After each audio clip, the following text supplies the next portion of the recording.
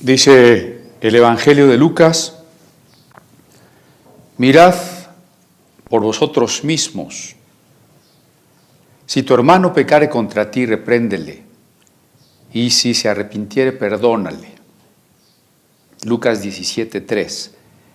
Mirad por vosotros mismos, si tu hermano pecare contra ti, repréndele, y si se arrepintiere, perdónale. Tenemos algunas Biblias para presentarles, Biblias que ha enviado amablemente la Sociedad Bíblica de Bolivia, vía la Alianza Wycliffe, y en lenguas indígenas que comparten además con otros países.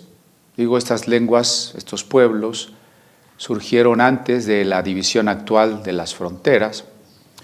Entonces tenemos la Biblia en Aymara, que si no mal recuerdo comparte con Venezuela, la Biblia en quechua, que comparte con esa misma lengua que se habla en parte del Perú, y los ejemplares que tenemos al centro en guaraní, que además de hablarse en Bolivia, en Paraguay es, junto con el español, lengua oficial. Una Biblia completa, estas tres son Biblias completas. Estos son unas selecciones de la Biblia en guaraní y salmos en guaraní, que nos ha enviado también con una dedicatoria su traductor. Muy bien, pues agradecemos estas Biblias por las que nos podemos alegrar, porque en tanto que la Biblia en lenguas mayoritarias o en lenguas indígenas llegue a más personas, el mensaje de Jesús llegará a más personas.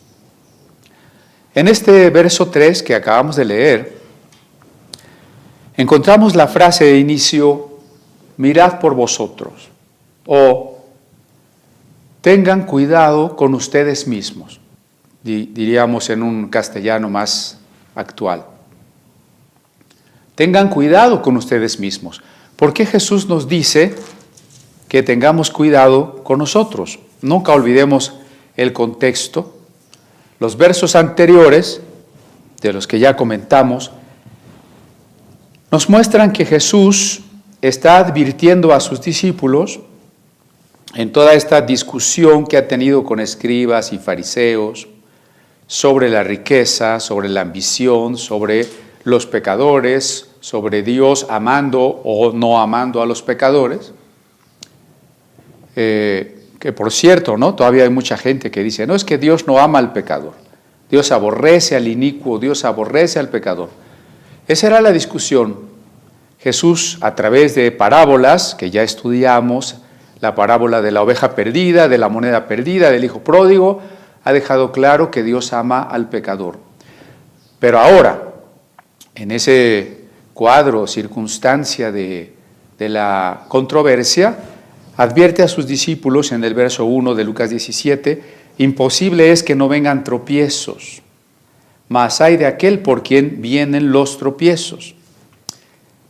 Mejor le fuera que se le atase al cuello una piedra de molino y se le arrojase al mar, que hacer tropezar a uno de estos pequeñitos. Jesús está advirtiéndonos que los tropiezos van a llegar, pero que aquel que es causa del tropiezo, recuerden que la palabra es escándalo, aquel que es causa de la trampa, escándalo, tropiezo, tiene una gran responsabilidad, carga sobre sí una gran culpa, a tal grado que Jesús muestra esto con una figura literaria.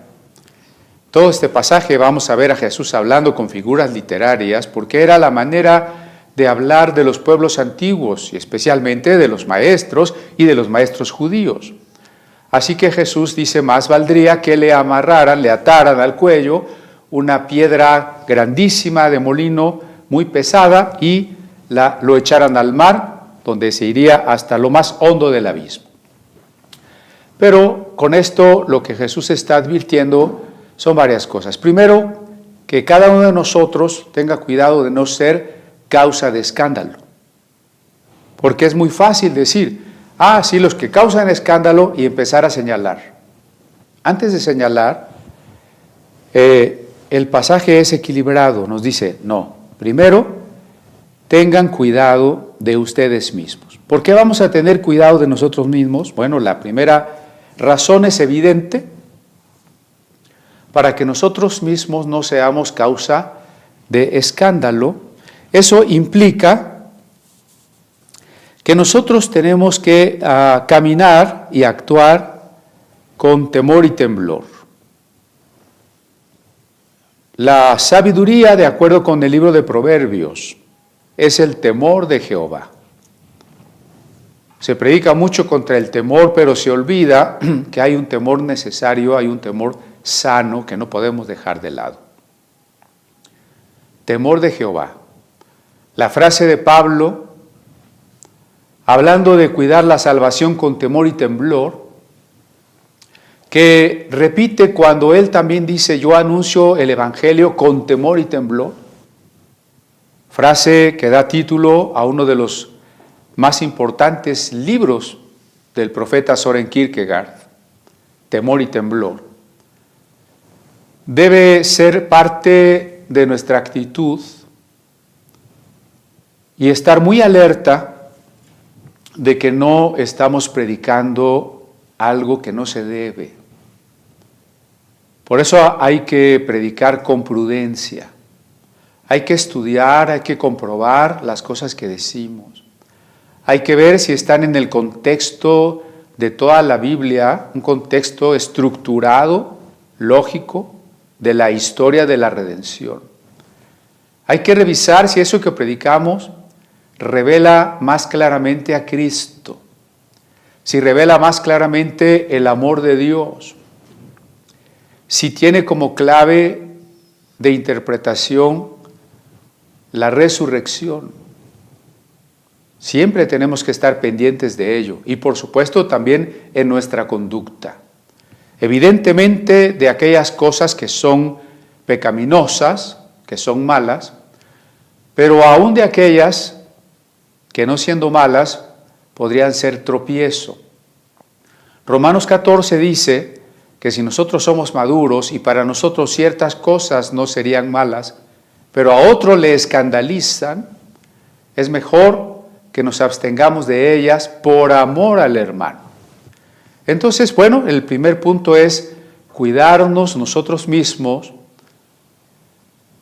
con temor y temblor para no ser causa de tropiezo, no ser una trampa, no ser un escándalo para el débil, ni con nuestras doctrinas o con la manera de interpretar la Biblia. Predicarla con amor, porque ciertamente no sería difícil predicar, y con razón, incluso y diciendo la verdad, pero predicar de una manera que al otro le hiriera, le escandalizara, le provocara discusión. No solo el contenido de nuestra predicación, sino de la forma de nuestra predicación debe estar pensada en el amor, en edificar. Nuestra conducta, por amor a los que más cerca están, a los que nos observan, a los que dependen de nosotros, no sea una conducta pecaminosa, ni siquiera una conducta que piensa solamente en sí mismo. Bueno, es que si para mí esto no es malo, no me importa qué opine la gente. No. De acuerdo con el amor, sí debe importarnos qué opina la gente. Y esto que estoy diciendo no se aplica solamente a los pastores, sino a todo creyente, porque todos tenemos que cuidar tanto nuestra conducta como nuestras palabras. Jesús dice, miren por ustedes mismos, lo que a su vez me recuerda unas palabras del apóstol Pablo, cuando dice, el que crea estar firme, mire, también usa el mismo verbo mirar, poner atención, que el que crea estar firme no termine después cayendo también.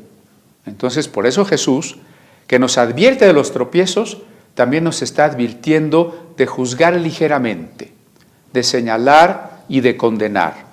Porque es muy difícil la actitud que debemos tomar frente al escándalo. Primero porque tiene que preocuparnos, tiene que provocarnos un dolor. Tiene que provocarnos un dolor. Si usted fuera un cristiano que vive muy tranquilo o que al menos está suponiendo que tener fe, seguir a Cristo, es para vivir sin que nada nos moleste, sin tener problemas, entonces nos falta la angustia profética. ¿Qué es la angustia profética? Este dolor y esta preocupación de todos los días por el camino que el mundo está siguiendo, por la decadencia en la que se sigue hundiendo, por las falsedades y mentiras que cada día se difunden y que más personas aceptan y proponen. Esta perdición de la gente, que además se enfoca, como lo hemos insistido desde cuando menos el capítulo 12 de Lucas, acerca de la persecución que viene, tiene que provocar en el creyente una angustia profética, como ese libro que Juan, el del Apocalipsis, se come y le es amargo en su vientre. Estas maneras de analizar lo que significa el escándalo, lo que significa perdonar y lo que significa la fe, que es un tema que está unido, tienen que verse no desde una manera individualista. Algunos comentaristas reducen esta interpretación a cosas muy individualistas, incluso a temas solo de sexo. Si es que el que tuvo una falla, un pecado sexual, ese es el que causa el escándalo. No reduzcamos, porque el evangelismo que llegó de los Estados Unidos es muy individualista. Y las predicaciones del movimiento de la fe, del neopentecostalismo, son muy individualistas. Parece que todo se trata de que yo pida el dinero, de que yo declare mi sanidad, de que yo camine bien con Dios a través de los ritos como la oración, la lectura de la Biblia y demás, pero no se habla de mi responsabilidad social. No se habla de cómo los profetas denuncian la injusticia social. Cuando leemos acerca del escándalo y acerca de perdonar, acerca de arrepentirse y acerca de la fe, no pensemos solamente en mi fe o en el perdón que yo le doy a fulanito. Tenemos que pensar en el escándalo que la sociedad está sufriendo. Y tenemos que dolernos y pensar, ¿qué me toca hacer a mí? ¿Cómo voy a responder ante el escándalo? ¿Cuál es el mensaje de Jesús frente a las trampas y frente a las mentiras del mundo?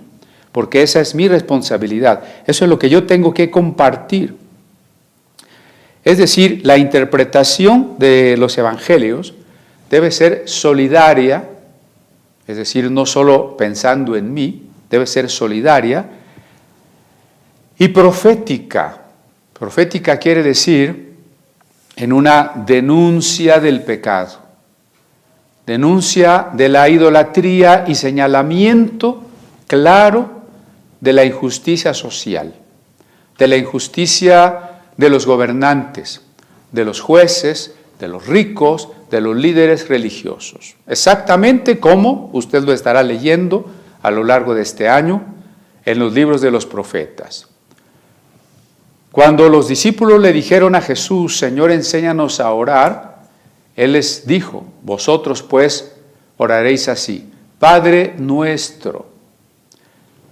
Esa oración que llamamos modelo está en plural. Perdónanos nuestras deudas, danos nuestro pan. Y de hecho así comienza, nuestro. Es la primera persona del plural. Padre nuestro. Nuestra interpretación, nuestra oración, nuestra preocupación, nuestra manera de vivir la vida cristiana tiene que ser una forma profética y solidaria. Olvidémonos de un evangelio donde yo me encierro para yo estar bien, estar bendecido por Dios, yo estar bien con Dios y que el mundo ruede. Allá que los perdidos se pierdan, que la gente haga lo que quiera, al fin que son unos impíos y Dios los va a juzgar. No es esa la actitud. Hablando precisamente de juzgar, dice este mismo versículo 3 que leímos, mirad por vosotros mismos, si tu hermano pecare contra ti,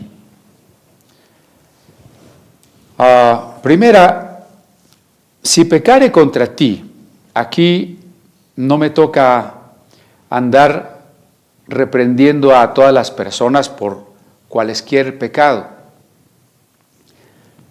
A personas que incluso andan evangelizando, entre comillas, solo predicando contra el Día de Muertos o predicando contra la Candelaria o lo que se le ocurra, ¿no? La Cuaresma, lo que sea. No es el Evangelio, para empezar, ¿no? Pero además aquí se insiste, si tu hermano peca contra ti, relacionemos esto con el tema de los escándalos. Cuando el hermano peca y cuando alguien provoca un escándalo, déjenme decirles que es muy difícil juzgar. Comentaba con el pastor Miguel Ángel de Veracruz en la semana de un predicador y maestro muy famoso en Estados Unidos, de quien estos meses ha habido un gran escándalo precisamente por temas sexuales que tuvo, porque de hecho acaba de morir. Y bueno, las discusiones en las redes, sobre todo con creyentes, uno puede percibir que la mayoría simplemente señala y condena. Esto es muy difícil por varias razones. Mire, primero porque tendríamos que distinguir cuando se dice algo de alguien, y especialmente de un predicador, tendríamos que distinguir muchas cosas. Y recordar, por ejemplo, que Pablo insistía, no aceptes acusación contra un anciano si no es con 2 o 3 testigos. Porque es muy fácil calumniar, es decir, algo que no fue verdad. Tiene que haber testigos y tiene que haber varios testigos. Bueno, ahorita insisto en ello porque es difícil distinguir. Primero porque ¿cómo vamos a saber si algo es precisamente una calumnia? Calumnia quiere decir que se está diciendo una falsedad, una mentira acerca de la persona de quien se está hablando. El problema es que la mayoría no espera a tener pruebas. El derecho dice que una persona es inocente hasta que no se demuestre que es culpable. Desgraciadamente, en el derecho, en la práctica, como en México, y en las redes sociales peor, y en los periódicos también, la persona es culpable desde ya. Y lo que tiene que demostrar es su inocencia. Y más con estos movimientos feministas, donde hay que decir, yo sí te creo, el violador eres tú. Se han incrementado los casos de mentiras, de calumnias, donde se señala a alguien y de manera extrajudicial ya sufrió un linchamiento en la opinión pública gracias a las redes sociales. En el metro, una de las formas de extorsión es que una mujer coludida con varios falsos testigos y policías acuse a algún hombre de haberla molestado para extorsionarlo. Esa es una manera muy frecuente que se está dando ahora, ¿no? Los periódicos ya publican la noticia y con la fotografía de la persona señalándole de culpable antes de que en un proceso debido se diga si es o no es culpable. Entonces, cuidado que esto sucede también en la iglesia. Los chismes y las críticas contra pastores y predicadores son una comida muy sabrosa y caemos fácilmente en ella. Cuidado con lo que se dice de alguien, que puede ser un escándalo, sí, pero ¿sabemos si es o no una calumnia? No sabemos. Si esa persona ha caído en una trampa, es otra posibilidad, ¿eh? Vamos a sacar a la luz esta falla que fulanito tuvo hace 10 o 20 años. Vamos a demandarlo porque le podemos quitar millones de pesos o de dólares. Esto está sucediendo, ¿no? Trampas para extorsionar, para sacar dinero.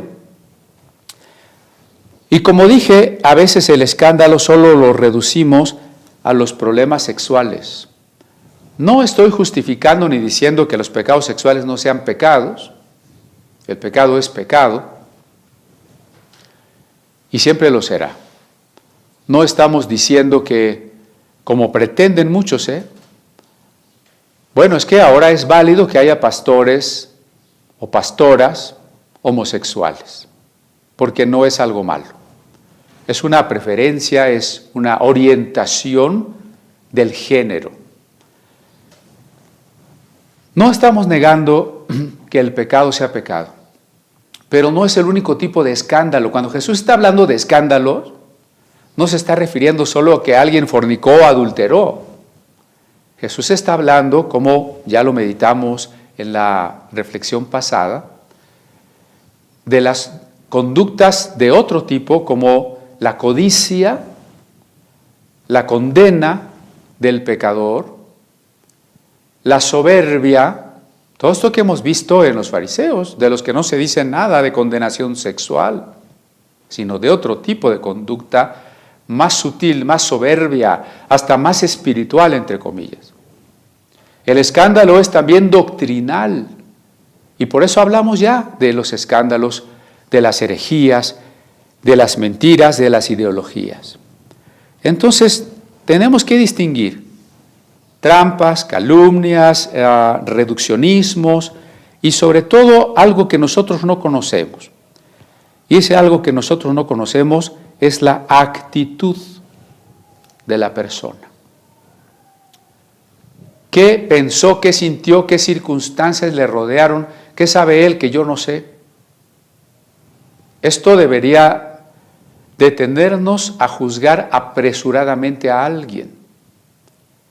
Dice, engañoso es el corazón del hombre. El hombre juzga según las apariencias, pero Dios pesa los corazones.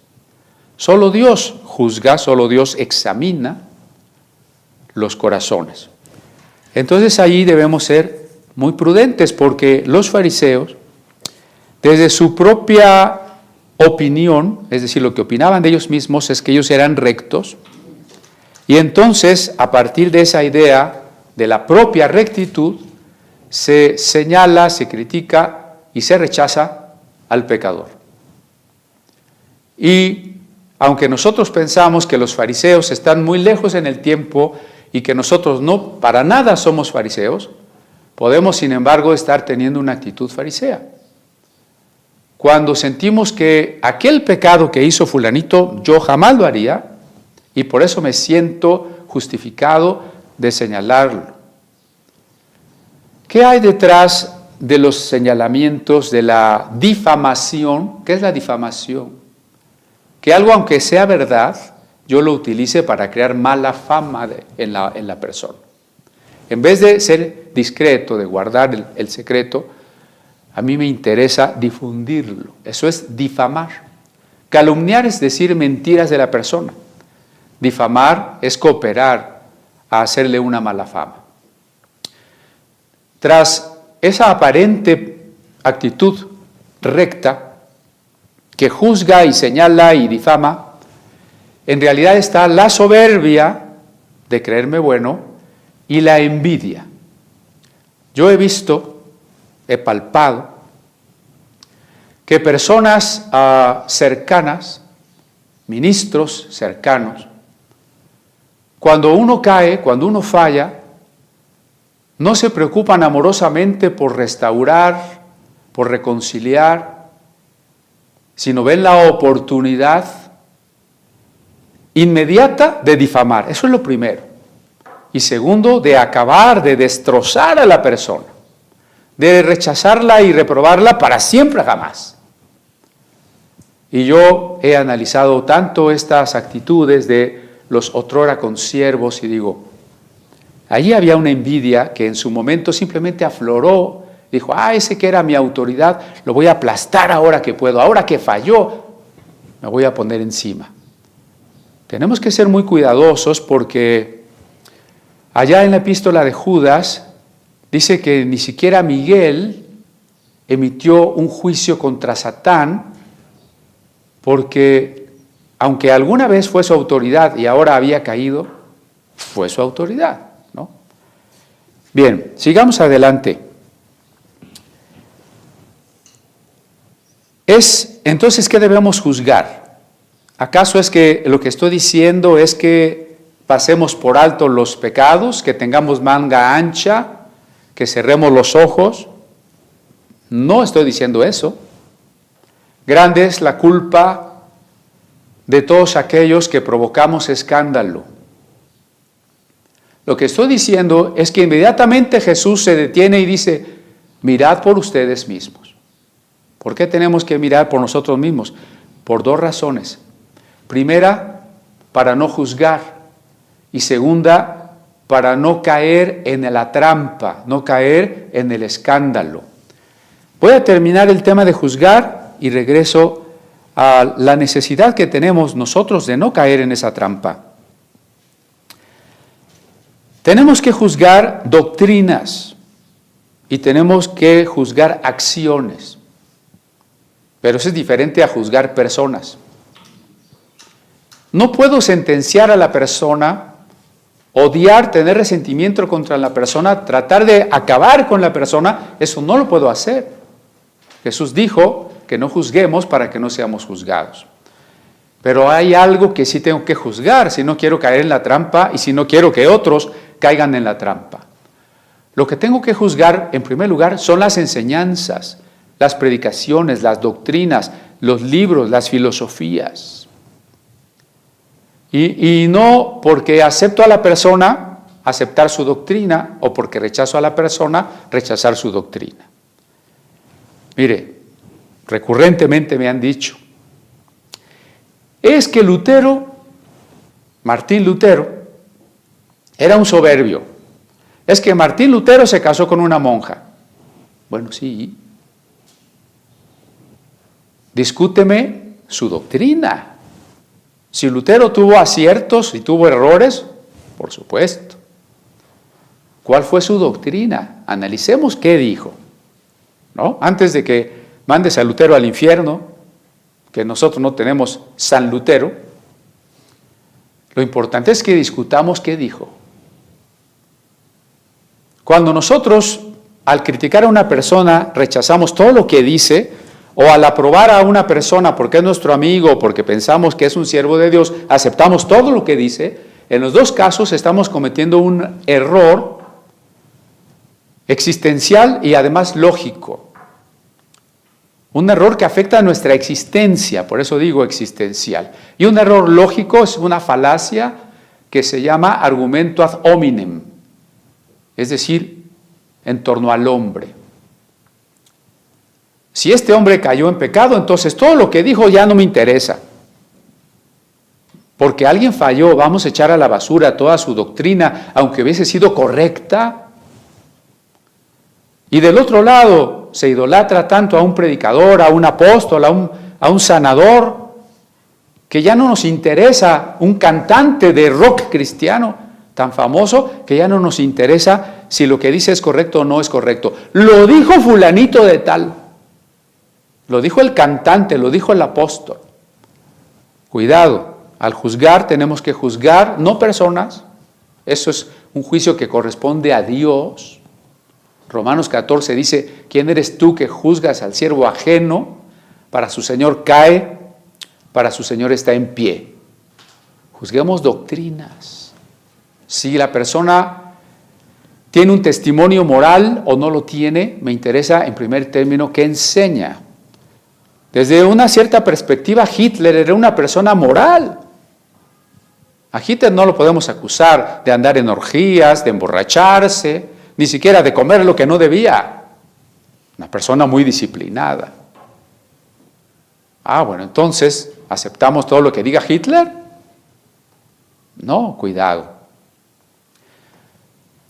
Advertimos, por supuesto, y juzgamos los hechos, las acciones. Esa acción estuvo mal. ¿Cuál fue su corazón? ¿Se va a arrepentir? ¿Cuál fue su actitud? ¿Cuál fue su relación con Dios? Eso es otro asunto. Yo lo que puedo juzgar es la acción. ¿Fue correcta o no fue correcta? Claro, Dios va más allá. ¿Cómo tengo que juzgar? Mire, no se olvide que Lucas es un escritor tremendamente lógico que siempre relaciona lo que ha estado diciendo antes con lo posterior. Lucas 6, 36 y 37 dice: sed pues misericordiosos como también vuestro Padre es misericordioso. No juzguéis y no seréis juzgados. No condenéis y no seréis condenados. Perdonad y seréis perdonados. Entonces, Lucas no se ha olvidado de eso, ¿eh? No crean ustedes que Lucas escribió el capítulo 6 un día y otro día que el Espíritu Santo lo hizo caer en trance, le dictó el capítulo 17 sin ninguna relación con el capítulo 6. No. Lucas es un escritor talentoso que vincula las ideas. A ver, hay escándalos, hay que estar alerta contra los escándalos, no hay que caer en las trampas del enemigo, pero miren también por ustedes mismos. Porque si ustedes juzgan a las personas de manera apresurada, indebida, no amorosa, ustedes ya están cayendo en la trampa también. En muchas de estas discusiones sobre ideología de género o aborto, esos temas, donde unos están a favor y otros en contra, en general lo que uno encuentra son mutuas ofensas, tanto de los buenos como de los malos. Usted decide a quiénes son los buenos y los malos, ¿no? Pero los dos se ofenden, los dos se descalifican, los dos se atacan, y si se pudiera, se quemaban en la hoguera. Entonces, ¿dónde está la posibilidad de enfrentar el escándalo con el auténtico mensaje de amor? Con el amor que perdona y que trata al prójimo, aunque esté equivocado, aunque me esté matando a mí, de una manera distinta. Cuando nosotros somos misericordiosos, como acabo de leer en Lucas 6, entendemos que el propósito es la restauración del pecador. Porque mire lo que dice la siguiente parte del verso 3. Si tu hermano peca contra ti, repréndele, y si se arrepintiere, perdónale. Es decir, ¿qué nos interesa del que ha pecado? Su restauración. ¿Por qué?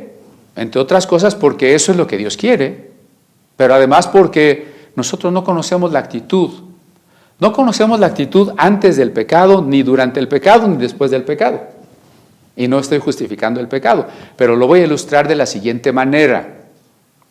En algunos personajes en la Biblia, donde su pecado no parece pecado. Estoy pensando en Coré, un levita que se enoja con Moisés y dice: oye Moisés, ¿tú te crees el único al que Dios le habla? Todos somos profetas, todos somos pueblo de Dios. Un luchador por la democracia, Coré. Estoy pensando en Ananías y Zafira, dos hermanos generosos que vienen a traer de ofrenda la mitad de lo que valía su casa, yo no sé, 2, 3 millones de pesos. Estoy pensando en un Saúl que dice: ay, pobrecito rey, enemigo, ya le gané, ¿para qué lo mato? Samuel no se apura, voy a tener que ofrecerle una ofrenda a Dios porque ese Samuel es un impuntual. Otro Samuel, ¿no? Entonces, pecadillos, diría uno, peccata minuta.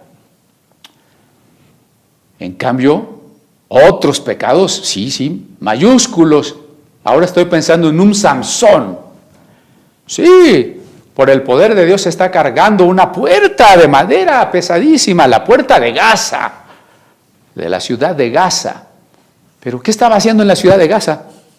Había ido a tener relaciones con una prostituta. Estoy pensando en un David.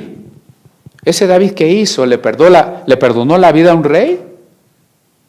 Le quitó la mujer a un hombre, adulteró con ella y luego hizo que mataran al hombre.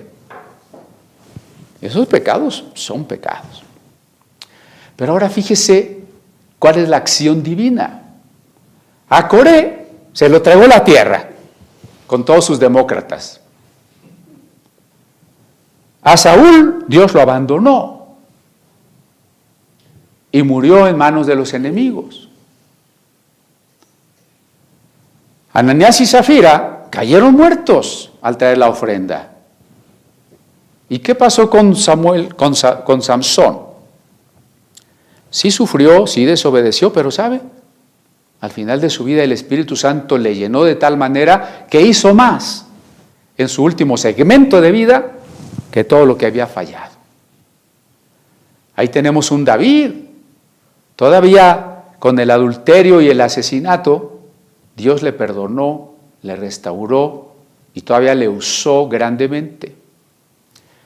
Desde nuestros criterios, oye, este predicador, este pastor, lo encontraron visitando una prostituta o adulterando.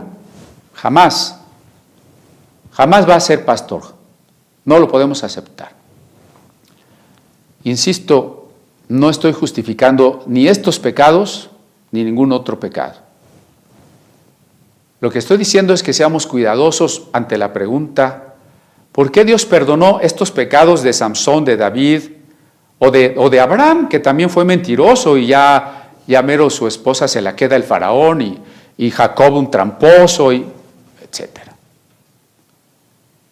¿Y por qué a otros con un pecadito tan bien intencionado como detener el arca del pacto para que no se caiga y cae muerto? ¿Cómo es que actúa Dios? Estos pecaditos, tan buenos pecaditos, no, es más, uno no los vería como pecados, y Dios castigó tajantemente. Y a estos pecadores que nosotros reprobaríamos, rechazaríamos, mandaríamos al infierno de una vez, Dios los perdonó y los usó.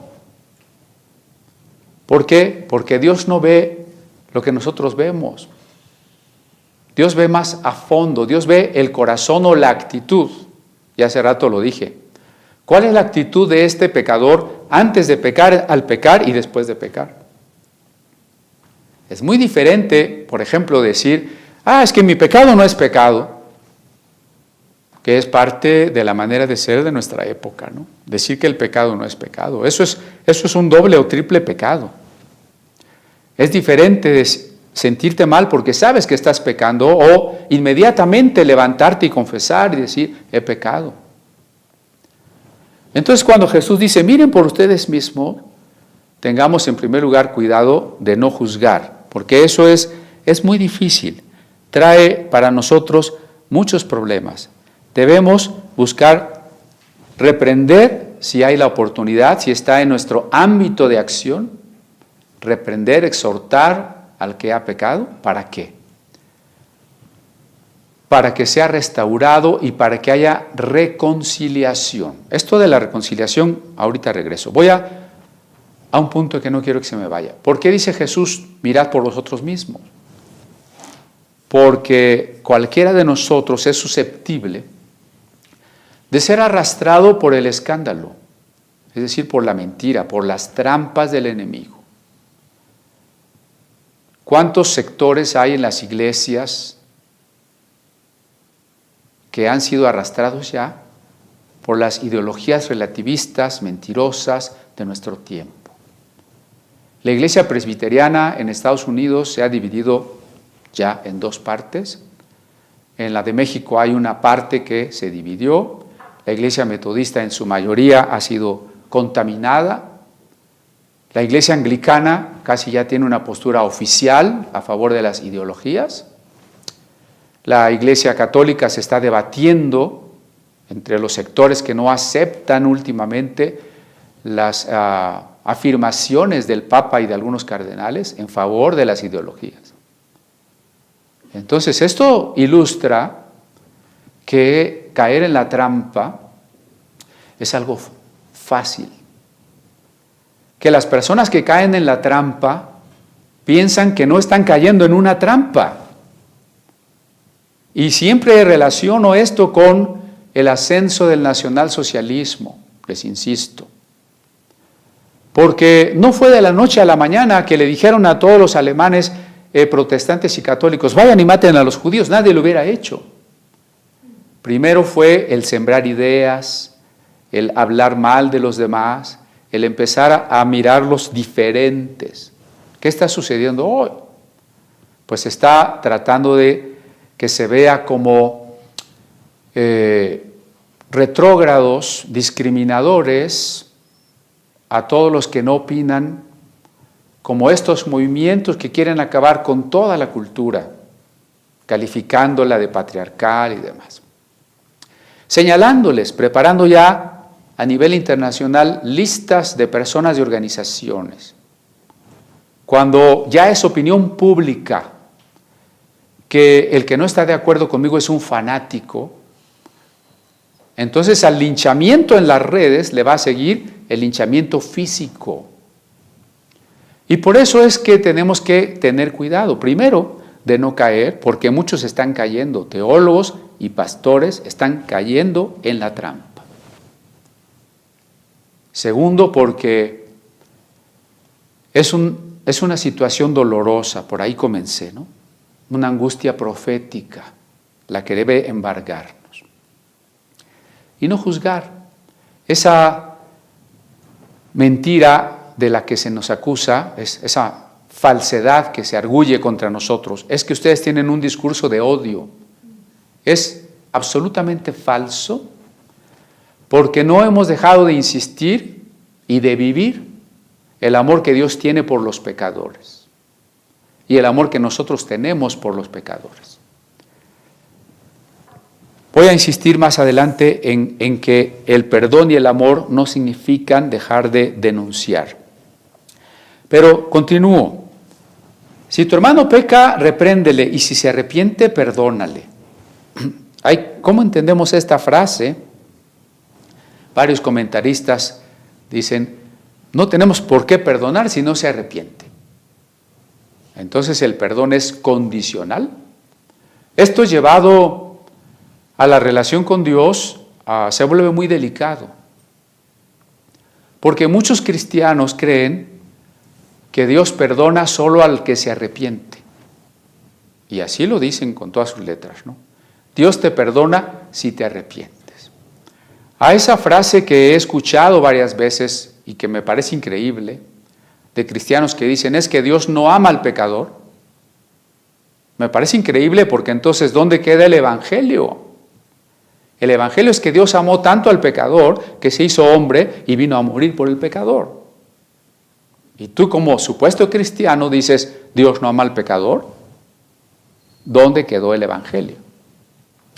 Pero a eso le añaden, bueno, es que Dios ama al pecador, sí se arrepiente. Dios perdona al pecador, sí se arrepiente. No. Paul Tillich ha dicho claramente, el perdón es incondicional o no es perdón. Eso es muy importante. Porque Dios nos perdonó cuando nos arrepentimos o antes. Esa es la pregunta. Pues Dios nos perdonó antes. ¿Cómo sabes que te perdonó antes? Porque Cristo murió por mí antes.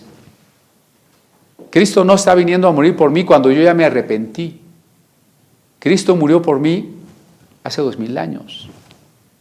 Hace 2000 años, allí en la cruz del Calvario, tuvimos la muestra suprema del gran amor de Dios.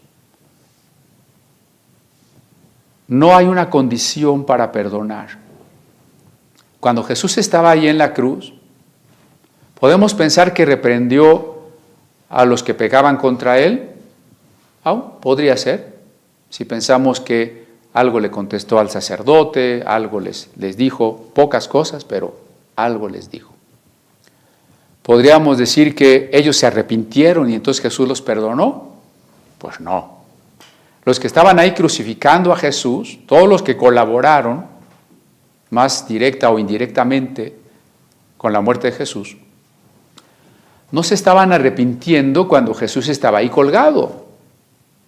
¿Y cuál fue la primera palabra de Jesús? Padre, perdónalos. Entonces, interpretar que solo voy a perdonar al hermano si se arrepiente, es salirme del contexto. Dios me perdonó incondicionalmente, Jesús murió por mí y pidió perdón para mí, es mi intercesor incondicionalmente, es decir, pase lo que pase, si lo acepto o no lo acepto, si mi pecado es pequeño o es grande, incondicional quiere decir, estás perdonado. Entonces, ¿por qué dice aquí que si se arrepiente, perdónale? Porque para que el perdón cumpla su total eficacia, requiere de la respuesta de aquel que es perdonado. Todo el género humano ya está perdonado por Dios. Yo sé que algunos que creen en la expiación parcial van a decir que esto no es así. Pero de acuerdo con los textos de la Biblia, que en su mayoría, a los que en su mayoría habría que someter, los que supuestamente hablan de una parcialidad, nos hacen ver que de tal manera amó Dios al mundo, que quiere que todo hombre sea salvo, dice Pablo a Timoteo. El mundo está perdonado. Este es el Cordero de Dios que quita los pecados de este grupito escogido, o este es el Cordero de Dios que quita los pecados del mundo. Ya, el Cordero ya murió. El Cordero ya ofreció su sangre. ¿Eso significa que entonces todo el mundo se va a ir al cielo? Por supuesto que no. ¿Por qué no todo el mundo se va a ir al cielo? O más precisamente, ¿por qué no todos los pecadores van a resucitar con una vida eterna? Porque todos aquellos que no aceptaron el perdón son condenados, como lo vimos en Lucas 16, como el rico que está en el Hades, son condenados para siempre. Y no porque Dios no los hubiera perdonado, sino porque ellos no aceptaron el perdón. Cuando tu hermano peca contra ti, bastaría con que le perdonaras, sí, en tu fuero interno. Pero hay algo más. Si se trata de restablecer la relación y de reconciliarnos, entonces repréndele. Y si se arrepiente, perdónale, manifiéstale que no te debe nada. ¿Qué entendemos por perdón? No entendemos por perdón el que no me acuerdo, el que me dio amnesia. Eso no se puede. Por perdón entendemos una decisión, ni siquiera un sentimiento, ni siquiera es que ya no siento nada. Así son hasta a veces las canciones populacheras, ¿no? de los abandonados, ¿no? Ya te olvidé, lo dice tantas veces que pues no lo ha olvidado, como dice Lelutier, pero cuéntanos antes de olvidarla, ¿no? No se trata de un sentimiento, se trata de una decisión de decir, no me debes nada. Por eso he insistido que la muerte de Cristo es una manifestación del amor de Dios, más que un momento en el que Dios está buscando con quién desquitarse para poderme perdonar a mí. ¿Por qué? Porque miren, si alguien me debe 100 pesos y yo digo, bueno, ¿sabes qué? Te voy a perdonar, pero que me los pague fulanito. Y entonces fulanito me los paga y yo digo, ya te perdoné, tus 100 pesos. No le perdoné nada. Cuidado cómo enfocamos la muerte de Jesús. Enfoquémosla desde el amor de Dios y no lo hagamos desde unas interpretaciones que surgieron en la Edad Media. Eso es un tema muy largo, solo lo dejo ahí como un punto de reflexión. Perdonamos incondicionalmente, pero la posibilidad de reconciliarse y de restaurar una relación depende de las dos partes. Depende de que aquel a quien le digo, mira, esto es lo que estás haciendo, pueda entonces reconocerlo y cambiar de actitud. Vamos a leer este versículo en griego, antes de que pase yo al verso 4. Vamos a leerlo en griego y a manera de repaso. Me indican cuando ya lo tengamos en pantalla, por favor.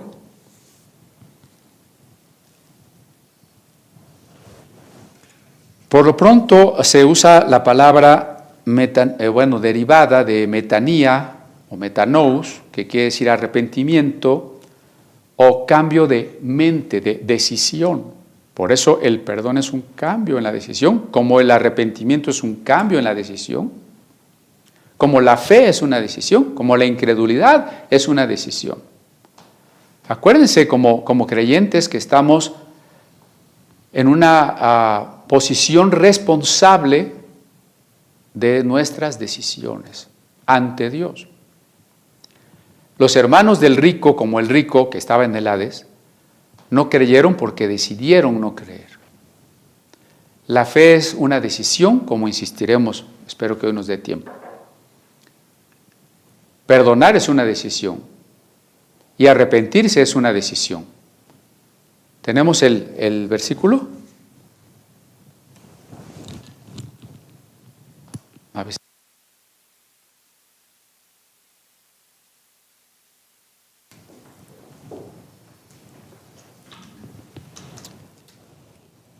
Cuando Jesús habla del perdón, el judaísmo, y esto lo sabemos por la Mishnah, hablaba de pedir perdón hasta 3 veces, y si la persona no te quería perdonar, pues ya no deberías de preocuparte si te perdonara o no.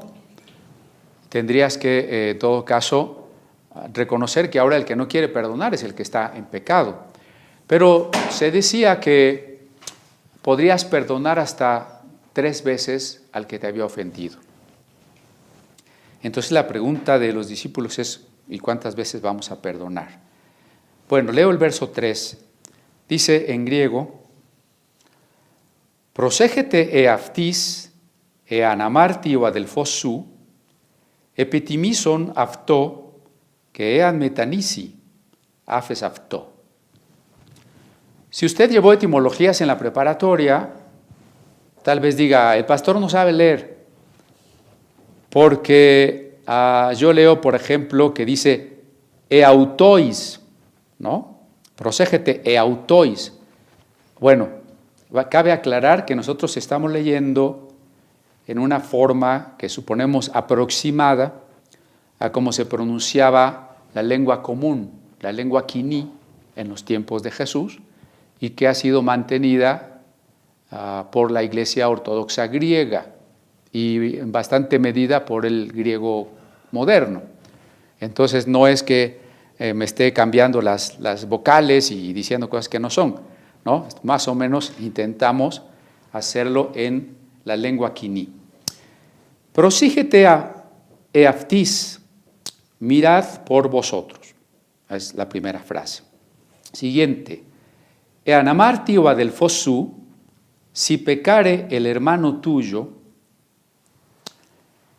επιτίμησον αυτό, repréndelo a él, que ean μετανήσει, y si se arrepintiese, άφες αυτό, perdona a él. Eso es lo que dice nuestro texto. ¿Cuántas veces hay que perdonar? En Mateo se registra que es una pregunta de los apóstoles. Lucas no lo registra como pregunta, solo la respuesta de Jesús, que dice, y si 7 veces al día pecare contra ti, y 7 veces al día volviera a ti diciendo me arrepiento, perdónale. Otra vez decíamos que Jesús está usando formas literarias. ¿Por qué? Porque no vamos a tener un papelito donde diga, día fulano de tal, ya me ofendiste una vez. Y entonces a la segunda vez, llevas 2, y así. ¿Te queda una? No, ya son 8, ahora sí ya no te puedo perdonar, ¿no? El título que he puesto hoy a la reflexión es un poco tramposo, ¿eh? Lo que no puedo perdonar. ¿Qué es lo que no puedo perdonar? Pues nada, todo lo tengo que perdonar. Todo. Porque el 7 es símbolo de totalidad. 7 veces al día quiere decir totalmente. O como Mateo lo registra, 70 veces 7. Para el caso es lo mismo, ¿no? Aritméticamente, y si alguien es muy literalista para interpretar la Biblia, pues aquí se va a encontrar con un problema, porque 7 no es lo mismo que 70 sietes. Pero en ambos casos la figura es la misma, no importa la cantidad resultante de la multiplicación. Lo importante es lo que significa totalidad. ¿Cómo vamos a perdonar al que nos ofende? Totalmente. ¿Cuántas veces? Siempre. Está muy difícil esta exigencia de Jesús, que no la puede llevar a cabo alguien que no es discípulo. Para perdonar se requiere que el Espíritu Santo nos invite a tomar la decisión y nos capacite para tomar la decisión de perdonar. Yo recuerdo el testimonio de un pastor de Corea del Sur. Él antes vivía en Corea del Norte. Cuando esa guerra que dividió las Coreas sucedió, los soldados de Corea del Norte mataron a toda su familia. Y en su predicación él insistía cómo Dios le había enseñado a perdonar a los que habían matado a su familia. El perdón es un tema, por un lado olvidado y por otro distorsionado en el mundo. Olvidado porque es que este niño que estoy esperando yo no lo deseaba, me sedujeron, me violaron y entonces tengo que matarlo. No sabemos perdonar. Es que los del otro pueblo mataron a mi hijo, ahora yo tengo que matar al hijo del que mató a mi hijo. Y familias enteras desaparecen matándose. Qué difícil es, lo he visto en el ámbito no cristiano, entre parejas o en el medio laboral, qué difícil es que a una persona se le ocurra pedir perdón o que le expliques y entienda que tiene que pedir perdón. El tema que se ha olvidado en el mundo es pedir perdón. Y el tema que se ha distorsionado mucho es perdonar. ¿Por qué se ha distorsionado? Primera, porque se confunde con la impunidad. Ahora que en Colombia se trató de hacer o se hizo la reconciliación entre las FARC y el gobierno, se promovieron escritos de conceptos no cristianos sobre el perdón. De allá opinaban budistas, judíos, Hare Krishnas, Bahá'ís. Y saben, la mayoría opinaba pues que el perdón es importante para que tú estés bien. En estos lugares donde se venden libros esotéricos, abundan los libros sobre el perdón. El perdón malentendido. Primero el perdón como una manera para que tú estés en armonía, para que tú estés en paz. Hermano, yo no perdono para estar en paz. Estar en paz será una consecuencia. Tengo que perdonar por amor. Si tú sigues uno de esos cursos de perdonar para que tú no tengas veneno en tu corazón, estás teniendo motivos egoístas. Si perdonar o no perdonar me es útil o no me es útil, ese no es el punto.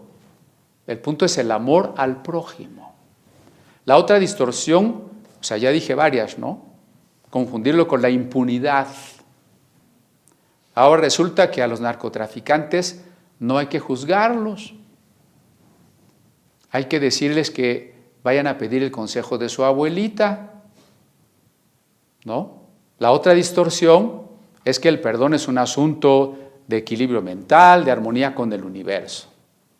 La tercera distorsión es suponer que hay que perdonarse porque sí. No se puede perdonar porque sí. La base del perdón, de que yo haya sido perdonado y de que yo pueda perdonar, es que es Dios quien me ha perdonado. Sin una base ontológica absoluta, el perdón se volvería simplemente una indolencia, una indiferencia ante la maldad. Solamente cuando se reconoce la responsabilidad, la culpa absoluta, capaz de condenarme a una eternidad, puedo entender que efectivamente soy culpable.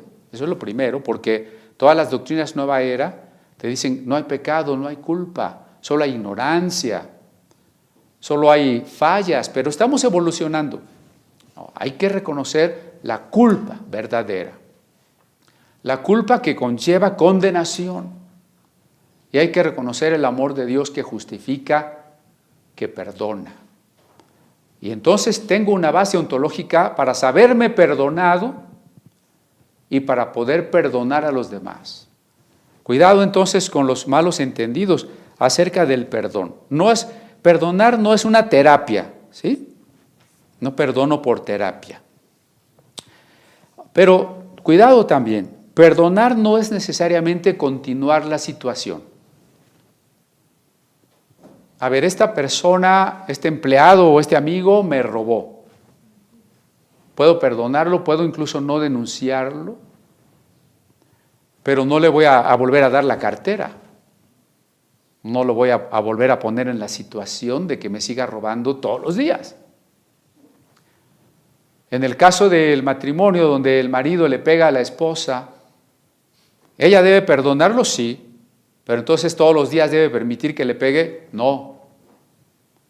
Podemos decirle a la persona que nos ha dañado y ofendido, no me debes nada, pero por el amor y la dignidad que tenemos por nosotros mismos, con base en el amor que Dios nos tiene, tenemos que romper con toda situación que nos dañe. Perdonar no significa mantener una situación dañina. No se equivoque.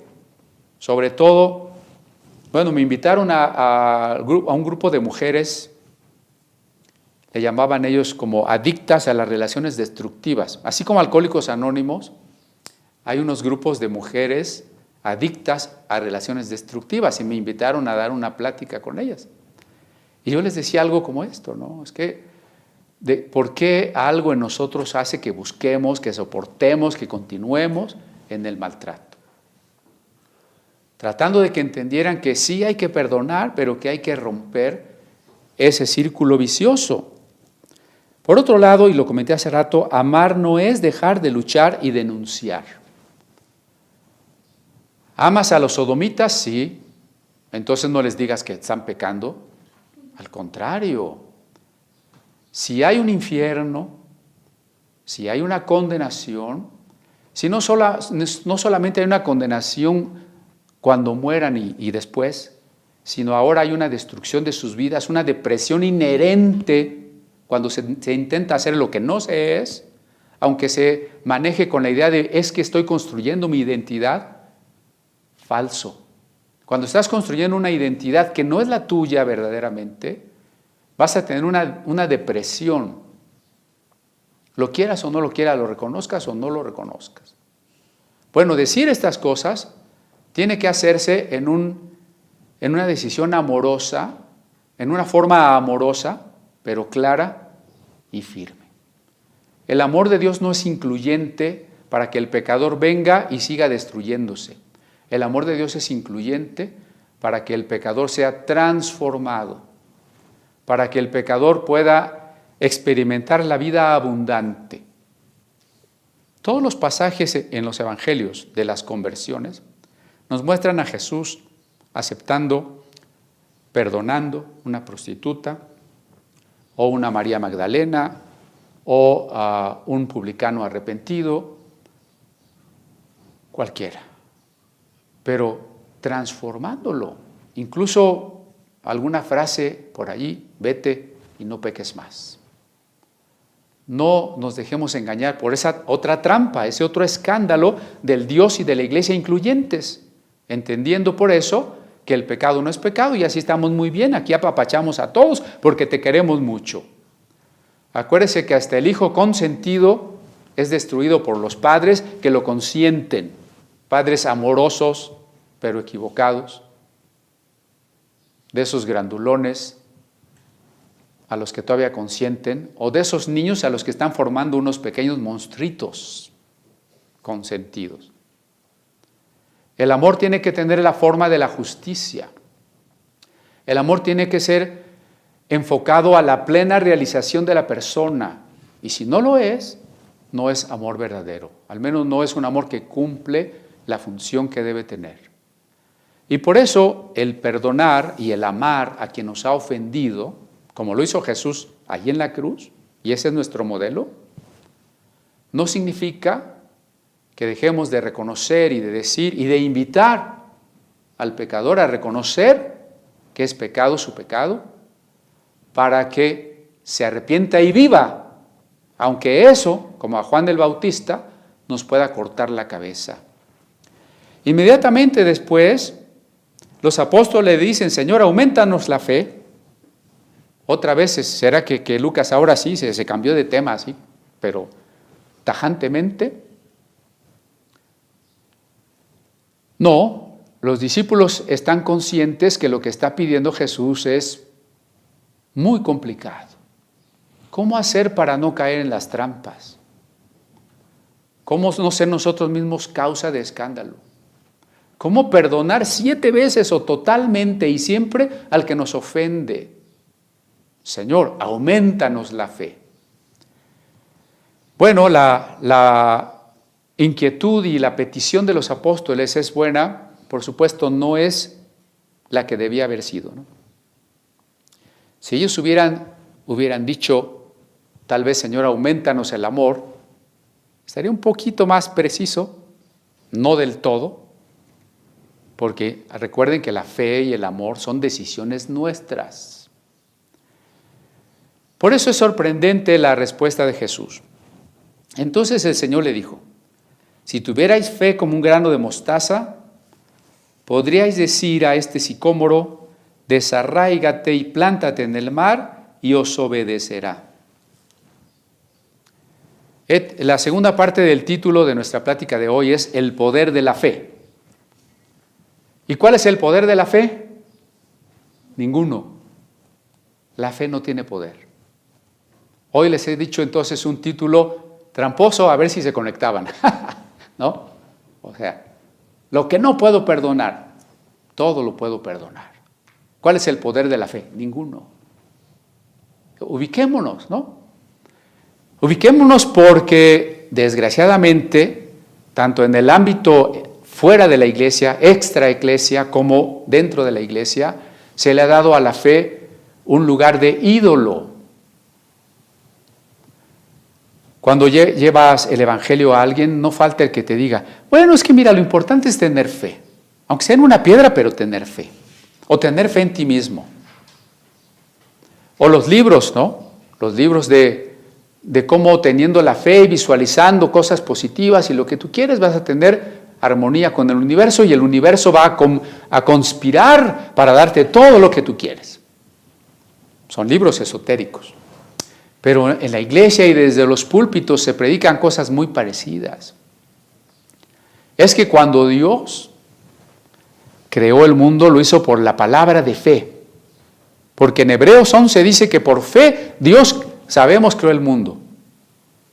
Y así decían predicadores como Kenneth Hagin, Kenneth Copeland, padres del movimiento de la fe. Es que Dios tuvo fe para hablar y hacer que el mundo surgiera. Y la pregunta es: ¿Dios tuvo fe en quién o en qué tuvo fe Dios? Si Dios tiene que tener fe en algo, entonces ya no es el ser supremo. Supremo quiere decir que no hay nada más arriba. Si no hay nada más arriba, entonces Dios no tiene que tener fe en nadie ni en nada. Si Dios es todopoderoso, no necesita fe. Necesita ordenar que el mundo exista y el mundo existe. Punto. Y entonces, pero entonces la palabra de Dios fue creativa, fue poderosa, y como nosotros tenemos palabra, también podemos hablar y somos a imagen de Dios, entonces nuestras palabras también tienen poder. Ese es un malentendido de la fe. Las palabras no tienen poder para transformar la realidad. Nuestras palabras solo tienen poder para influir en las personas, para bien o para mal, y somos responsables de ello. Pero yo no puedo declarar y hablar cosas que cambien o que sucedan, que no tengan conciencia, que no me escuchen, como hablarle al dinero, o hablarle a las circunstancias, o hablarle a los vicios, eso no tiene sentido. No hay ningún pasaje en el Nuevo Testamento que diga tamaña barbaridad, ¿no? Tal idea descabellada, no la hay. Entonces, ¿por qué se predica tanto del poder de la fe? Porque la fe viene a ser fe para sí misma en esas doctrinas. Es decir, la gente tiene fe en la fe. Es que si tú tienes fe, va a pasar esto. Lo que tú quieras, lo que tú digas, lo que tú creas, eso va a pasar. Eso es fe en la fe. Por tanto, es un ídolo. Fe significa que nosotros tengamos una respuesta de certeza, de entrega a Dios. Por eso la fe solo puede ser fe en Dios. La fe salvífica, la fe que responde al sentido de nuestra existencia, solo puede ser fe en Dios. En ese sentido dice, maldito el hombre que confía en el hombre. No es que no puedas confiar en otros seres humanos. No hay que ser tan ingenuos para confiar en todo el mundo como me pasa a mí. Soy tonto en ese sentido. Pero tampoco hay que ser totalmente desconfiado. Corintios 13 dice, el amor todo lo cree. Pero hablando de fe salvífica, de una confianza que tiene que ver con el destino último, esa fe solo puede estar puesta en Dios. No en mis palabras, no en las personas, no en las cosas, no en el aceite, no en el agua bendita, no en la cena del Señor. Solo en Dios. No en la oración, no en la Biblia, solo en Dios. La fe no tiene poder. Dios tiene poder. Hablando de este tipo de poder, de este ámbito del poder. Solo Dios tiene poder, no la fe no tiene poder. ¿Qué dice Jesús adelante? ¿Qué les contesta? Si tuvierais fe como un grano de mostaza, aquí tenemos un recipiente con los granitos o semillas de mostaza. Espero que se alcance a ver. En alguna ocasión, cuando Jesús hizo referencia también al reino de Dios como un grano de mostaza, pusimos una foto con un dedo y un granito para que vieran el tamaño. Miren qué pequeño es el granito de mostaza. Ya que nos podamos reunir, les vamos a dar su granito de mostaza. Si tuvierais fe como un grano de mostaza, sigue diciendo, podríais decir a este sicómoro, desarráigate y plántate en el mar, y os obedecerá. El pasaje paralelo de Mateo dice, podéis decir a este monte, quítate y ponte allá. Bueno, otra vez Jesús usando formas literarias. Por supuesto que Jesús no está diciendo que así en la realidad tú vas a pasar un cerro de aquí para allá. Por lo pronto nos ahorraríamos mucho trabajo topográfico y de ingeniería de carreteras. Si viene un cristiano y dice, a ver este cerro que se quite para que pueda haber aquí un camino, ¿no? Y los libros de geografía pues no podrían existir porque los cristianos estarían cambiando las montañas de lugar todos los días. Porque a este cristiano no le gustó aquí, sí, pero al otro no le gustó a donde tú lo acabas de poner, entonces ya también lo quitó de allí, ya te lo regresó al otro lugar, ¿no? O sea, por supuesto que no es eso. Entonces, ¿qué quiere decir? No querrá decir entonces que la fe sí tiene poder, que mis palabras son tan poderosas que aunque mi fe sea tan pequeñita, yo puedo hacer que hasta un árbol se quite de aquí y se ponga en el mar. Parece que dice eso. Y este es uno de los versículos más usados y más mal usados por los predicadores de la fe. Por eso es importante que de manera muy responsable tratemos de analizarlo. Primero porque, insisto, es una figura literaria, como el 70 veces 7, como el de la piedra de molino. No sea que usted de repente aprenda a algún escandalizador, le amarre una piedra y de veras lo eche al agua. Son formas literarias. Jesús aquí es un maestro que utiliza estas formas para llegar al entendimiento de las personas sencillas. Claro, cuando pasan 20 siglos y nuestra forma de cultura y de enseñanza es otra, y desconocemos esta manera de hablar, pensamos que es literal. Pero acuérdese qué tan grave puede ser que algo lo interprete literal. Si tu ojo derecho te es ocasión de caer, sácalo de ti.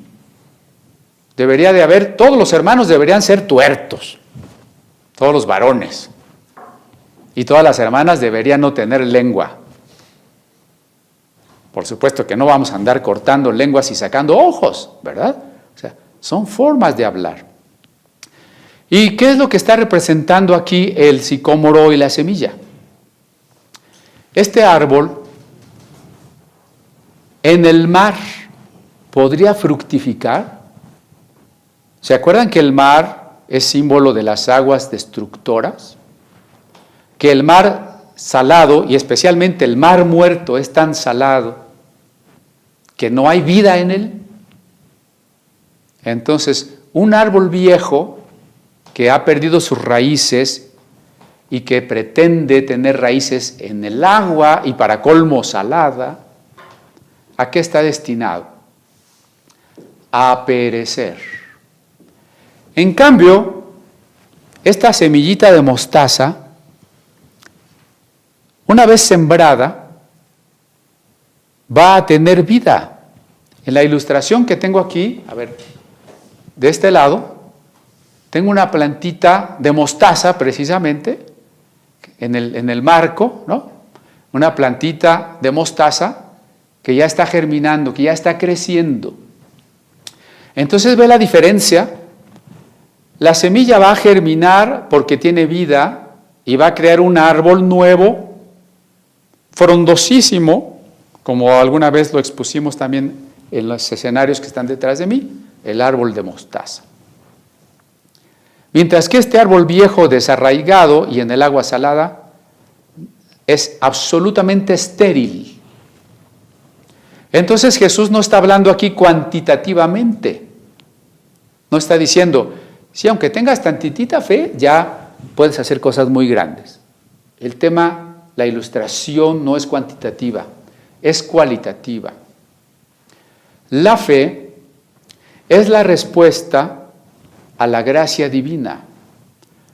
Cuando tu fe es tan pequeña como un primer momento de decisión, como un grano de mostaza, pero es esa fe que se pone en Dios como Salvador, como respuesta a su perdón. Entonces ese granito de mostaza empieza a germinar y empieza a dar vida. Entonces la entrega y la relación con Dios se deciden y son en ese momento tan aparentemente insignificantes como un grano de mostaza.